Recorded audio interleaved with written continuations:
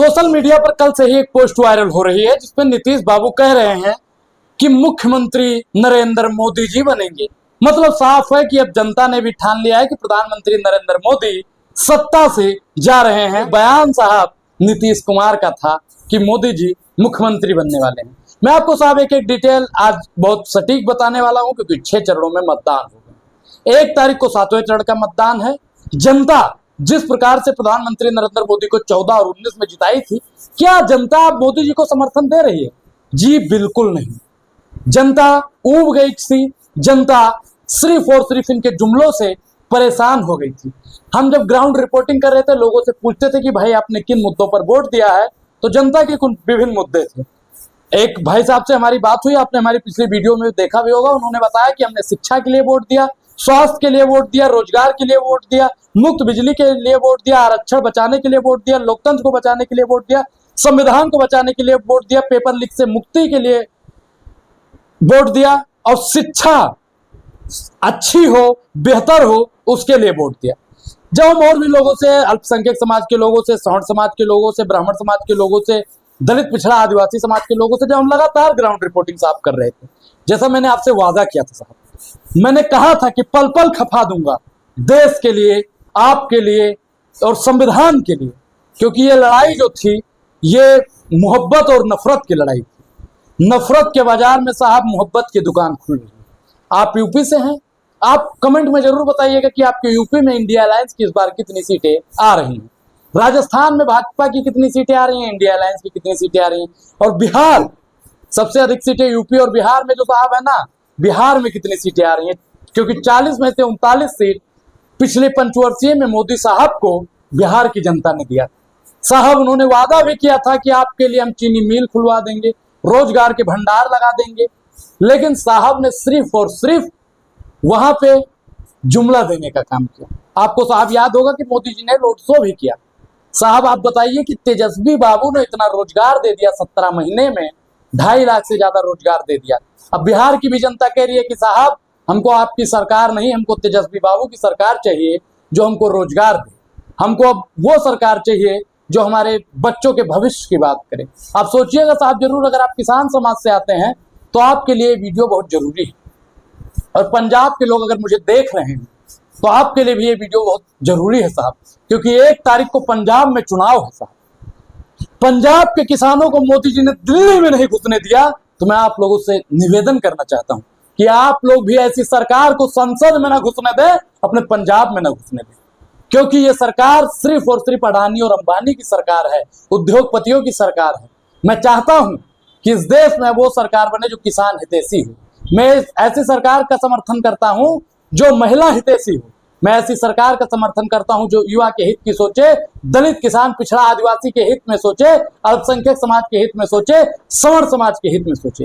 लेकिन आज की सरकार किसके बारे में सोच रही है साहब, आपको मालूम होगा। एक हमारे मित्र हैं, उनकी 4 लाइनें हैं, मैं आपको बताऊंगा साहब, और बहुत ही वो सोशल मीडिया पर वायरल भी हो रही है, क्योंकि आज की जो सरकार है ना साहब, उन पर सटीक बैठती भी है।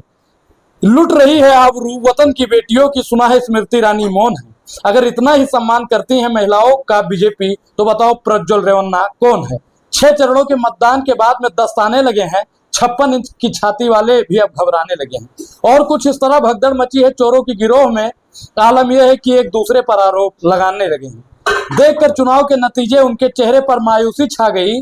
जो अपने बीवी के नहीं हुए, वो चुनाव में मंगलसूत्र की याद आ रही है।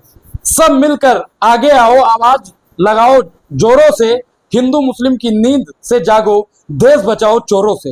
ये कहते हैं गाय हमारी माता है, लेकिन चंदा बीफ कंपनी से आता है, और पाकिस्तान से हमारी दुश्मनी है, मगर पाकिस्तान कंपनी से भी ले ली चंदे की मनी है। ये हमारे मित्र ने भेजा था हमारे पास कि भाई इसको भी एक बार बोलिएगा। लेकिन आप साथ सोचिएगा जरूर कि अब 1 चरण का मतदान आपके बच्चों का भविष्य बचाएगा। आखिरी पड़ाव, और 4 तारीख को रिजल्ट आएगा। मैं साहब लगातार आपको बताता रहूंगा, जो रुझान होते रहेंगे मैं वो भी आपको समझाता रहूंगा, क्योंकि ये चुनाव देश बचाने का चुनाव है, ये चुनाव लोकतंत्र बचाने का चुनाव है, ये चुनाव युवा बचाने का चुनाव है, और ये चुनाव महिला बचाने का चुनाव है। ये चुनाव देश के 145 करोड़ लोगों को बचाने का चुनाव है। प्रधानमंत्री नरेंद्र मोदी का एक बयान सोशल मीडिया पर और भी वायरल होता है साहब, आपने सुना भी होगा। वो कहते हैं कि हम 5 किलो राशन दे रहे हैं, उससे हमें पुण्य मिलेगा, और जो राशन खाने के बाद में वोट नहीं देगा उसे पाप लगेगा। अब बताइए, पुण्य और पाप कर्मों से होता है, राशन से नहीं होता है साहब। जो आपको वोट नहीं देगा उसको पाप लगेगा। कहना क्या चाहते हैं साहब? आपको जनता ने बहुत वोट दिया, आपको जनता ने बहुत चुना। मैं आपको साहब बताऊंगा, क्योंकि जिस प्रकार से इन्होंने अनाप शनाप बयान दिया, सोशल मीडिया पर इन्होंने हगने का काम किया, चाहे वो मंगलसूत्र पर उन्होंने बेवजह बयान दिया हो, या आपकी भैंस खोल ली जाएगी, मंगलसूत्र छीन लिया जाएगा, तमाम बाबरी ताला लगा दिया जाएगा, बहुत बयान इनके। और मैं अंधभक्तों को खासकर बता दूं जो मुझे कमेंट में गरियाते हैं, बिका मुल्क तो उसमें घर तेरा भी आएगा, बिका मुल्क तो उसमें तेरा भी घर आएगा। हे अंधभक्त, तू क्या समझता है? क्या तेरा आका तुझे कनाडा में रूम दिलवाएगा? साहब तो कहते हैं कि हम फक्कर फकीर हैं, झोला उठाएंगे और चले जाएंगे। साहब तो साहब थैला उठाकर चले जाएंगे, लेकिन आपका क्या होगा? आपको यहीं पे रहना है, हम सभी को यहीं पे रहना है। मैं अपने देश के तमाम 140 करोड़ लोगों से कहना चाहता हूँ कि हम लोग भारत के वासी हैं, हम लोगों को भारत में ही रहना है। लेकिन वो आदमी क्या कहता है जिसको भारत की जनता ने चुना, कि हम तो फक्कर फकीर हैं, थैला उठाएंगे और चले जाएंगे। साहब आप बेईमान हैं, और बेईमानों का गिरोह इस बार 4 जून को थैला उठाएगा और चला जाएगा। आप लोग साहब सोचिए और बताइएगा जरूर कि 6 चरणों में मतदान हो गया है। इस बार इंडिया अलायंस की कितनी सीटें आ रही हैं? क्योंकि अखिलेश यादव ने कहा है कि इनका 140 पार नहीं होगा, राहुल गांधी जी ने कहा है कि 150 पार नहीं होगा, वही तेजस्वी बाबू कह रहे हैं कि इनका 100 पार नहीं होगा। तो बिहार, यूपी और पूरे देश की जो लोग खबर रखते हैं, इंडिया अलायंस के लोग लगातार कह रहे हैं कि इस बार भाजपा की सरकार नहीं आ रही है। तो आप लोग भी सोचिएगा और बताइएगा कि इस बार किसकी सरकार आ रही है। मैं आपको बता दूं साहब कि 2019 में 64.22% मतदान हुआ था, इस बार उससे ज्यादा मतदान हुआ है। और जनता इस बार किसकी तरफ जा रही है ये भी जानना बेहद जरूरी है। मैं साहब आपको बता दूं कि मैं इंडिया के लिए हूं, और आप लोग भी इंडिया के लिए हैं। आप लोग भी दृढ़ संकल्प लीजिए कि मैं लड़ रहा हूं इंडिया के लिए, मैं जी रहा हूं भारत के लिए, मैं मरूंगा भी तो भारत माता के लिए। पूरी बातचीत पर आपकी क्या प्रतिक्रिया? अपनी प्रतिक्रिया जरूर दें साहब, और आप लोग वीडियो को शेयर जरूर किया कीजिए। और अभी तक आपने हमारे चैनल को ज्वाइन नहीं किया है तो ज्वाइन करना भी बेहद जरूरी है। अब अनुराग ओझा को दीजिए इजाजत। शुक्रिया, धन्यवाद।